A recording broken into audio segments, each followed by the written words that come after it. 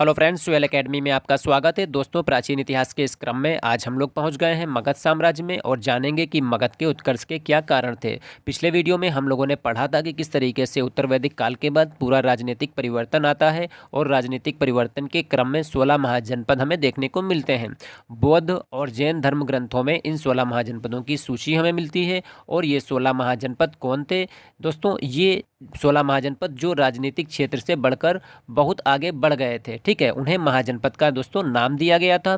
16 महाजनपदों का वीडियो दोस्तों अपलोड है। जिन लोगों ने इस वीडियो को नहीं देखा है तो डिस्क्रिप्शन बॉक्स में उसका लिंक मौजूद है, आप लोग लिंक पर क्लिक करके उस वीडियो को देख लें, जिससे मगध साम्राज्य का जो उत्कर्ष होता है उसको आप लोग अच्छे से समझ जाएंगे। दोस्तों, जो 16 महाजनपद थे उनमें एक संघर्ष का दौर चल रहा था, राजनीतिक संघर्ष का, साम्राज्य के विस्तार का, और सभी महाजनपद इन सब आगे निकलने का प्रयास कर रहे थे। सभी महाजनपद यही चाहते थे कि उनका साम्राज्य सबसे विशाल हो। पर मुख्य रूप से दोस्तों 16 महाजनपदों में 14 में राजतंत्रात्मक शासन प्रणाली थी और 2 में गणतंत्रात्मक शासन प्रणाली हमें देखने को मिलती है। तो जहां पर गणतंत्रात्मक शासन प्रणाली थी वो था वज्जी संघ और मल्ल जनपद, ठीक है। तो राजतंत्र में दोस्तों राजतंत्रात्मक में भी 4 सबसे शक्तिशाली थे, मगध, कौशल, वत्स और अवंती। इनमें आपस में संघर्ष का दौर होता है और सबसे आगे दोस्तों मगध साम्राज्य निकल जाता है।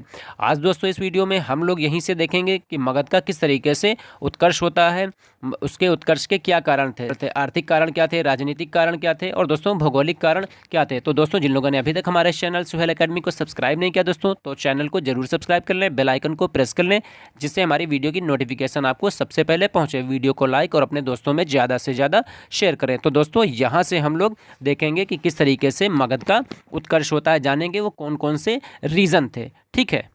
तो दोस्तों, यहाँ से हम लोग देखेंगे मगध का उत्कर्ष। तो 16 महाजनपदों में मगध सबसे शक्तिशाली था। मगध का संस्थापक बृहदत्त को माना जाता है, ठीक है। मगध के उदय के कारण तो सबसे पहले आता है आर्थिक कारण, दूसरा आता है राजनीतिक कारण, तीसरा आता है भौगोलिक कारण, ठीक है। तो दोस्तों, अगर आर्थिक कारणों की बात की जाए तो यहाँ पर लोहे की खोज के कारण कृषि क्षेत्र को बढ़ावा मिला। कृषि से बचे हुए जो अधिशेष होते हैं, ठीक है, यानी जो यूज सामग्री होती है, जो उत्पादन होता है, ठीक है, जो बच जाता था उसको दोस्तों व्यापार हो जाता था, इससे आर्थिक आय बढ़ गई, ठीक। मगध दोस्तों नदियों के जाल में बसा हुआ था। चारों तरफ दोस्तों जल की उचित व्यवस्था थी, मिट्टी बहुत उपजाऊ थी और कृषि बहुत ही उन्नतशील थी। तो दोस्तों यहाँ पर दोस्तों 3 नदियाँ दोस्तों थी। एक थी यहाँ पे गंगा नदी, फिर उसके बाद दोस्तों यहाँ से आती है, ये गंगा नदी थी दोस्तों।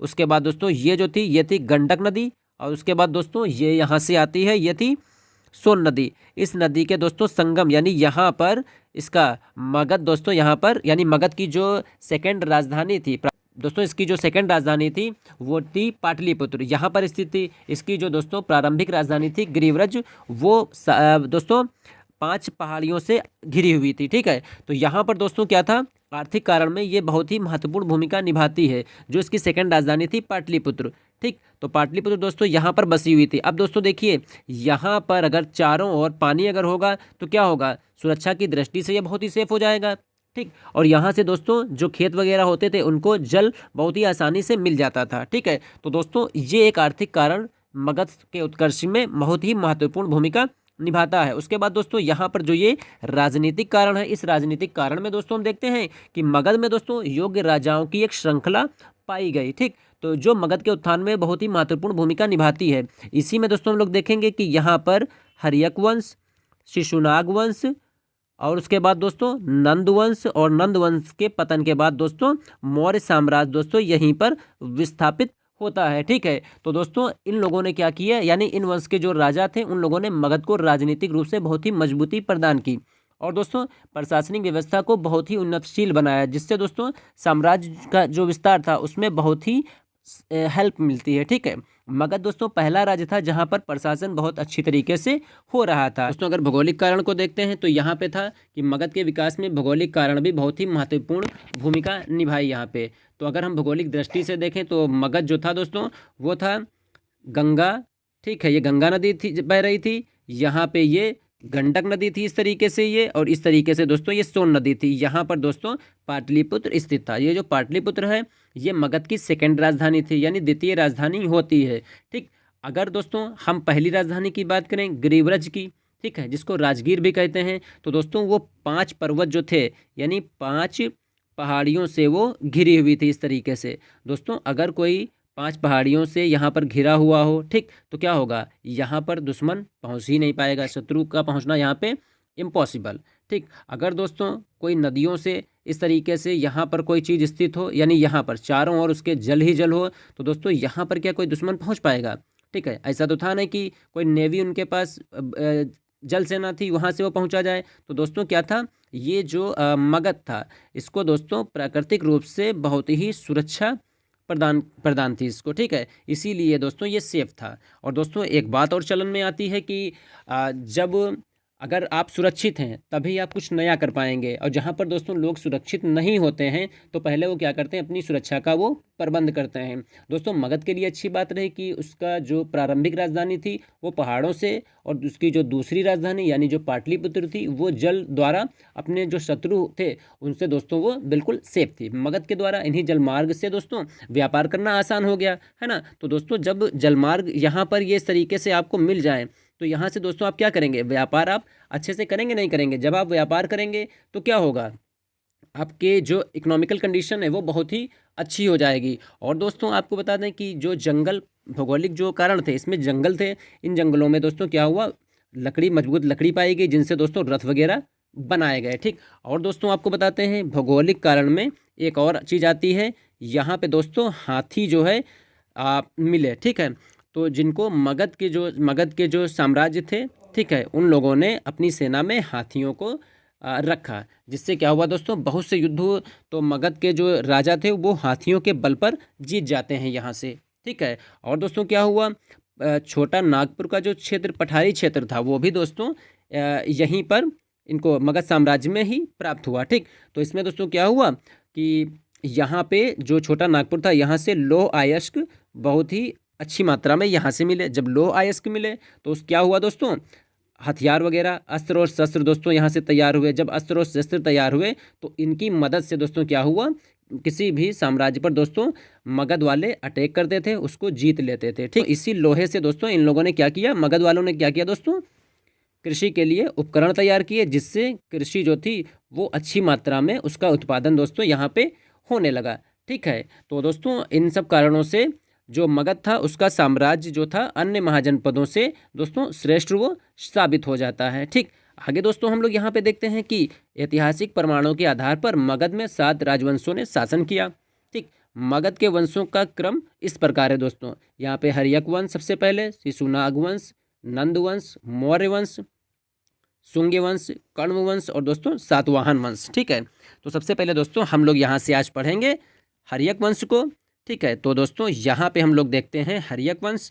तो हर्यक वंश का जो समय था वो था 544 ईसा पूर्व से 412 ईसा पूर्व तक। ठीक, प्रमुख शासकों ने यहाँ पे कौन कौन प्रमुख शासक थे जिन्होंने शासन किया, तो नंबर 1 पर आता है बिंबिसार, नंबर 2 पे अजातशत्रु, नंबर 3 पर उदयन और नंबर 4 पर दोस्तों आता है नागदशक। ठीक है, अब दोस्तों यहाँ पे हम देखेंगे कि बिंबिसार कौन था। ठीक, बिंबिसार, इसका दोस्तों जो समय था वो 544 से 492 ईसा पूर्व था।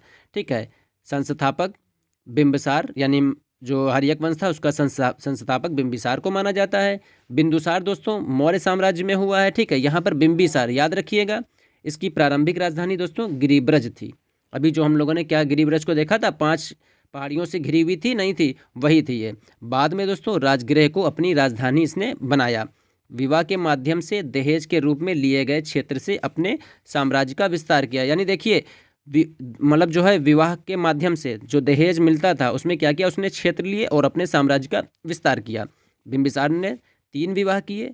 प्रथम विवाह यहाँ पे कौशल राज की पुत्री और प्रसेनचित की बहन महाकौशला देवी से इसने विवाह किया।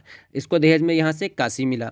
दूसरा विवाह दोस्तों इसने किया चेलना, यानी छलना यहाँ पे मिल जाता है। ठीक है, छलना कहीं कहीं मिल जाएगा। ये वैशाली की लिच्छवी राजकुमारी थी।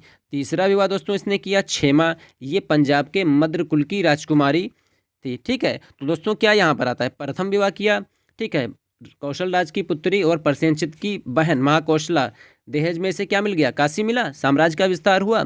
दूसरा विवाह चेलना से किया, कहाँ, ये वैशाली की लिच्छवी राजकुमारी थी। ठीक है, तो वैशाली इनको प्राप्त हुआ नहीं प्राप्त हुआ। तीसरा विवाह क्षेमा, ये पंजाब के मद्रकुल की राजकुमारी थी। ठीक है, तो दोस्तों यहाँ से पंजाब का जो क्षेत्र था वो भी इनके साम्राज्य में मिल गया। ठीक, उसके बाद दोस्तों यहाँ से बिंबिसार ने अपने शासनकाल में अंग राज्य को जीता। ठीक है, उसे अपने राज्य में मिलाया, वहाँ के सेनापति अपने पुत्र अजातशत्रु को बनाया। ठीक है, यानी अंग जो था उसको जीत लिया और वहाँ पर जो सेनापति था अपने पुत्र अजातशत्रु को बनाया। ठीक है, राजवेद जो था उसका वो था जीवक। ठीक, याद रखिएगा नाम। उसको अवंती के राजा परघोत जब वो पांडु रोग से ग्रसित हो गए थे उसके इलाज के लिए दोस्तों बिंबिसार ने उनको भेजा। ठीक है, जीवक के इलाज से परघोत दोस्तों क्या हुआ, वो स्वस्थ हो जाता है। तो दोस्तों एग्जाम में क्वेश्चन ये बहुत आता है। ठीक, कि आज बिंबिसार ने अपने राजवेद जीवक को किसकी सेवा में भेजा। ठीक है, तो अवंती के राजा परघोत की सेवा में भेजा। उसको दोस्तों पांडु रोग नामक रोग हो जाता है। ठीक है, फिर उसके बाद दोस्तों क्या हुआ, जीवक के इलाज से दोस्तों जो परघोत था वो हेल्थ मतलब स्वस्थ हो जाता है। ठीक है, उसके बाद दोस्तों यहाँ पर आता है अजातशत्रु। इसका समय था 492 ईसा पूर्व से 461 ईसा पूर्व। इसका उपनाम दोस्तों याद रखिएगा, उपनाम इसका कुणिक था। ठीक है, 492 ईसा पूर्व में बिंबिसार के पुत्र अजातशत्रु द्वारा उसकी हत्या कर दी गई। ठीक, और वह शासक बन गया। यानी अजातशत्रु ने अपने पिता बिंबिसार की दोस्तों हत्या कर दी थी। उसने काशी तथा वैशाली को जीत लिया। ठीक है, उसने युद्ध में 2 नए हथियार रथमूसल और महाशिला कंटक का प्रयोग किया। याद रखिएगा दोस्तों, रथमूसल और महाशिला कंटक। उसके शासनकाल में प्रथम बौद्ध संगति का आयोजन हुआ। तो दोस्तों बौद्ध संगति जो थी 483 ईसा पूर्व में जो हुई थी। ठीक है ना, तो अजातशत्रु के ही शासनकाल में तो हुई थी। याद रखिएगा दोस्तों। आगे दोस्तों यहाँ से हम देखेंगे उदयन या उदायन। ठीक, तो इसका जो समय था 461 ईसा पूर्व से 445 ईसा पूर्व। इसने भी अपने पिता अजातशत्रु की हत्या की और शासक बना। इसने गंगा और सोन नदी के तट पर एक शहर पाटलिपुत्र की स्थापना की। एग्जाम में क्वेश्चन जो तो बहुत आता है कि पाटलिपुत्र नगर की या शहर की स्थापना किसने की, तो उदयन या उदायन ने पाटलिपुत्र की स्थापना की और राजगृह से राजधानी को बदलकर पाटलिपुत्र को अपनी राजधानी यहाँ पे बनाया। ठीक, तो राजगृह जो राजधानी थी उसको कहाँ बना लिया, उसको पाटलिपुत्र बना लिया। अब देखिए दोस्तों क्या था, अभी हम लोगों ने पढ़ा था ना कि पाटलिपुत्र क्या था, ये तीनों ओर से क्या किससे घिरा हुआ था, ये तीनों ओर जल से जो है घिरा हुआ था, नहीं घिरा हुआ था। यानी यहाँ पे गंगा, गंडक और सोन नदियाँ थी, यहाँ पर घिरा हुआ था। ठीक, उदयन के बाद उसका पुत्र नागदशक शासक बना। वह एक अयोग्य शासक था। उसके सेनापति यानी शिशुनाग ने उसकी हत्या कर दी और एक नवीन वंश जिसे शिशुनाग वंश कहा जाता है उसकी स्थापना की। ठीक है, तो दोस्तों यहाँ पर हम लोगों ने हर्यक वंश के बारे में जाना कि हर्यक वंश के जो भी शासक हुआ उसने अपने पिता की हत्या करके गद्दी प्राप्त की। तो इसको दोस्तों पृतहंता वंश के नाम से जाना जाता है। ठीक है, यानी ये इतिहास में पृतहंता वंश के नाम से हर्यक वंश को जाना जाता है। इस बात को आप लोग अच्छे से याद कर लीजिएगा। ठीक है, एग्जाम में क्वेश्चन दोस्तों बहुत आता है कि हर्यक वंश का अंतिम शासक कौन था, तो हर्यक वंश का अंतिम शासक नागदशक था। इसकी हत्या, ये अयोग्य शासक था, इसकी हत्या इसके सेनापति उसका नाम था शिशुनाग ने कर दी और मगध पर एक नवीन वंश यानी शिशुनाग वंश की स्थापना की। ठीक है, आगे दोस्तों हम लोग देखेंगे यहाँ से शिशुनाग वंश को। शिशुनाग वंश इसका समय दोस्तों 412 से 394 ईसा पूर्व होता है। संस्थापक दोस्तों इसका शिशुनाग, इसकी राजधानी वैशाली थी। शिशुनाग ने अवंती को मगध में मिला लिया। ठीक, कालाशोक, तो दूसरी बौद्ध संगति का आयोजन इसके शासनकाल में होता है। कालाशोक ने राजधानी बनाई पाटलिपुत्र को। ठीक है, शिशुनाग ने बनाई वैशाली को। ठीक, उसके बाद दोस्तों कालाशोक ने वैशाली से राजधानी परिवर्तित करके कहाँ ले गया, पाटलिपुत्र, ये इसको लेके पहुँचता है। ठीक है, इसका अंतिम जो शासक था वो था नंदी वर्मन। इसकी हत्या दोस्तों महापद्म नंद ने कर दी। तो दोस्तों यहाँ से जो शिशुनाग वंश आता है, बस 2-3 क्वेश्चन यहाँ से बनते हैं। इसका संस्थापक कौन था, ठीक है, शिशुनाग वंश था। ठीक है, उसके बाद इसकी राजधानी वैशाली थी। उसके बाद कालाशोक को आप याद रखिएगा, इसकी राजधानी पाटलिपुत्र थी। और कालाशोक के समय में दोस्तों दूसरी बौद्ध संगति का आयोजन हुआ है। ठीक, और अंतिम शासक दोस्तों नंदीवर्मन था। इसकी हत्या दोस्तों महापद्म नंद ने कर दी। ठीक, और एक नवीन वंश यानी मगध पर एक और वंश आ रहा है जिसका नाम है नंद वंश, इसकी दोस्तों स्थापना कर दी। ठीक, तो यहाँ पर इसका संस्थापक महापद्म नंद, भारत का प्रथम शासक जिसने एकराट की उपाधि धारण की। ठीक है, यानी ये प्रथम शासक था जिसने एकराट की उपाधि दोस्तों ग्रहण की। ठीक, पुराणों में उसे परशुराम का दूसरा अवतार बताया गया। उसने सर्व छत्रात्मक की उपाधि धारण की, यानी क्षत्रियों का नाश करने वाला। ठीक, कलिंग में उसने एक नहर खुदवाई। इसका प्रमाण दोस्तों हाथी गुम्फा अभिलेख में मिला। हाथी गुम्फा अभिलेख को दोस्तों किसने लिखवाया? ये खारवेल ने लिखवाया था। ठीक है, इसका अंतिम शासक घनानंद था।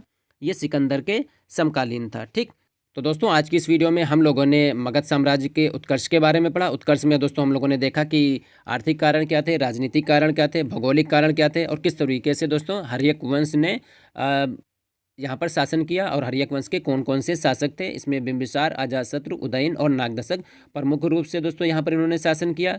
दोस्तों इसको पृथहंता वंश के नाम से जाना जाता है, आपने ये जाना। उसके साथ साथ दोस्तों हम लोगों ने शिशुनाग वंश के बारे में भी 2-3 पॉइंट जो भी थे उनको अच्छे से पढ़ लिया, और उसके साथ साथ दोस्तों हम लोगों ने नंद वंश को दोस्तों यहीं से कवर कर लिया। ठीक है, फिलहाल डीएलएड में यहीं से क्वेश्चन आपको देखने को मिलते हैं। तो उम्मीद करते हैं दोस्तों यहाँ से जो भी बताए गए पॉइंट है वो भी आप लोगों ने अच्छे से समझ लिए होंगे, और दोस्तों वीडियो तो आपको जरूर ही पसंद आई होगी। तो दोस्तों जिन लोगों ने अभी तक हमारे चैनल सोहेल एकेडमी को सब्सक्राइब नहीं किया दोस्तों, तो चैनल को जरूर सब्सक्राइब कर लें, बेल आइकन को प्रेस कर लें, जिससे हमारी वीडियो की नोटिफिकेशन आपको सबसे पहले पहुंचे। दोस्तों वीडियो को लाइक और अपने दोस्तों में ज़्यादा से ज़्यादा शेयर करें। दोस्तों मिलते हैं बहुत ही जल्द एक न्यू वीडियो में।